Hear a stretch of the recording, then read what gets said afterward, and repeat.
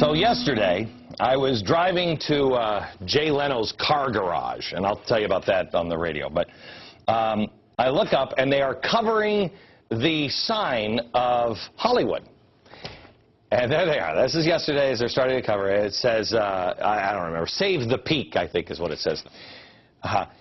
These are the, we love all the little animals. We just want to save the peak. This is the side of this mountain. So what they're doing is they're covering this iconic sign that they fought so hard to make sure that sign is there.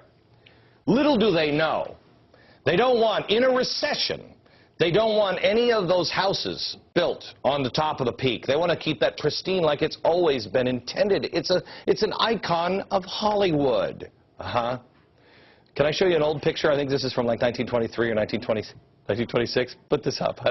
I love this picture. This is a picture of the Hollywood sign. Oh, wait a minute. It says Hollywood Land. Why did it say Hollywood Land?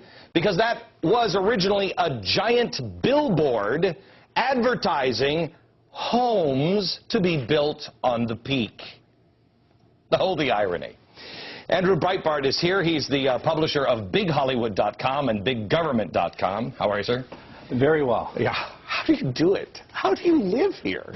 Well, I grew up watching this movie called Blade Runner, and I now live in that dystopia. Yeah. And so welcome to a place that is what America could be in 20 years if we follow the prescriptions that the progressive left want America to follow. Is there any time?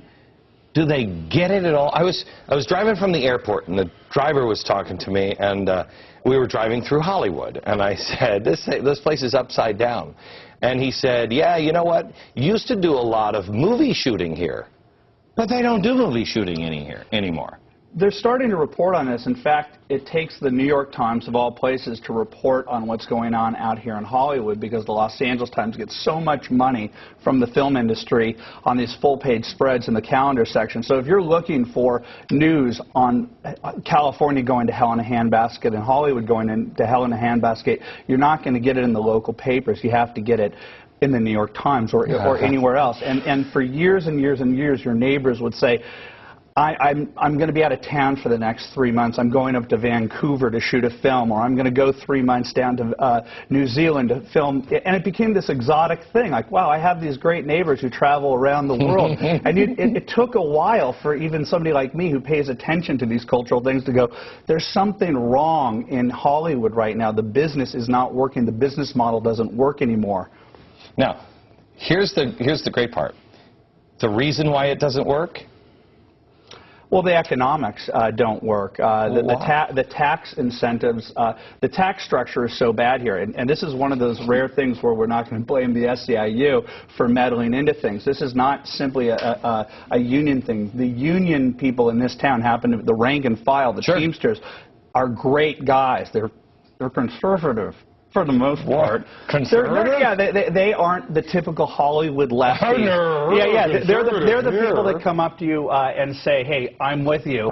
Not these fancy people, but the fancy people, the Steven Spielbergs of the world and the David Geffens of the world, who would sell the United States out right now, sold California out 20, 30 years ago, and started saying, we're going to make millions and millions and millions of dollars if we make these films in New Zealand, because we can't afford to do it here. So they sold the state out. Okay, back in just a second. More with Andrew Breitbart.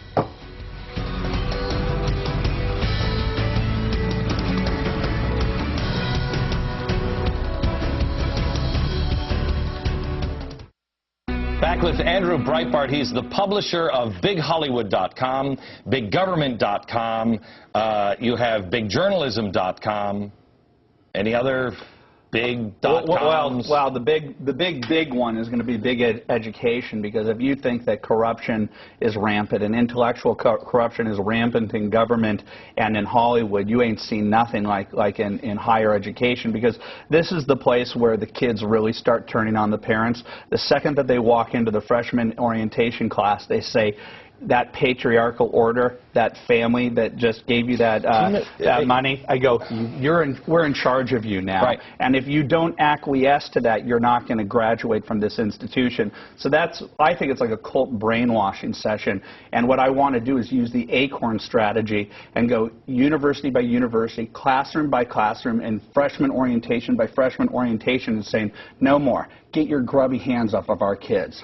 I think that's fantastic. You see the first break that we had where all of them were talking about the, we have Barack Obama on his website saying that, the kids are saying, I've got to talk to my dummy parents. I got to teach them. You have Al Gore. We had that from Al Gore saying, your parents just don't understand things that you just do because you're young and they're trapped in old think.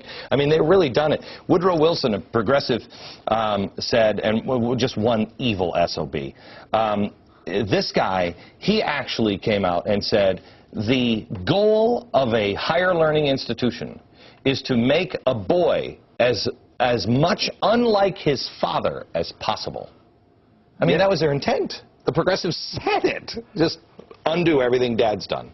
Well, the thing is that the media should have taken care of that and nipped that in the bud, but they're in bed with these people. They graduated from those institutions with those progressive values. What is happening now is that the average American now can report on these things. The new media affords people the ability to take a flip phone and say, teacher, you're on candid camera, and they don't like that there's a checks and balances going on right now out there in all these progressive systems. I have to tell you, America, because he doesn't have a television show, and probably a lot of people, I mean, if you watch Fox News, but because he doesn't have a television show, most people don't know he's one of the guys really responsible for breaking a lot of the stories, the ACORN story and everything else.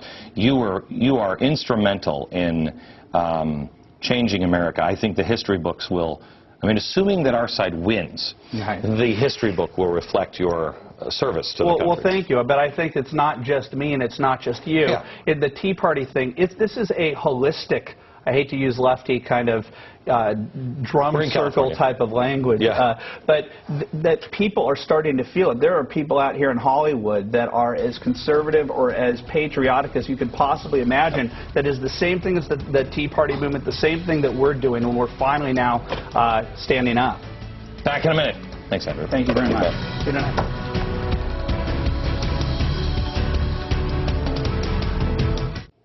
I can't tell you how excited I am to be back in New York with all the snow on Monday. So we'll see you there. I'm excited. From Los Angeles, good night, America.